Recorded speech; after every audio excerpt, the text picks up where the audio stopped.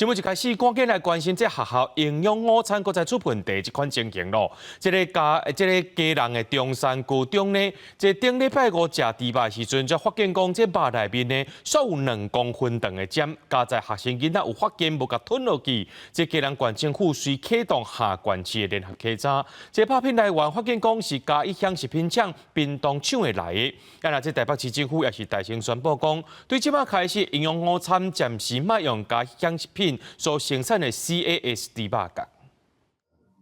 就是这个差不多2公分长的尖头，竟然淋伫泡菜看肉内底。这个食案事件发生伫顶礼拜五，贵人市中山高中团线中道长的主菜泡菜看肉，有学生抱着等等的物件，发现唔对，赶紧吐出来。贵人市府初步调查发现，敢若是第一注射疫苗所用这个注射尖头。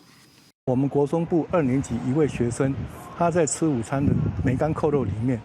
发现到嘴巴里面有个异物，那他咬到以后呢，就及时把它吐出来。疑似是猪只的疫苗的一个证据，学生发现以后就立即通报学校，学校也依约移除厂商。贵人市教育处讲，接到通报了后，8日透早4点就会同台北市府人员到团线厂商、事后美食公司来进行稽查，结果发现配线区刹车无清气。有会传染疾病的物件出现，这多项卫生的缺失，要求业者爱限期改善。现场查有配扇区推车不洁，并没出没及前处理区墙面部分卫生缺失事项，已开立限期改善通知单，令业者限期改善。另外，依照团线公司进会单查出，肉片是由嘉义乡食品冰冻厂来供应，也已经通知冰冻关卫生局去稽查。也台北市教育处是发出声明强调，辖区内底有17间的学校，甲这个团线业者合作，为了维护校园的食品的安全，7日起暂停使用嘉义乡食品生产的 CAS 猪肉角。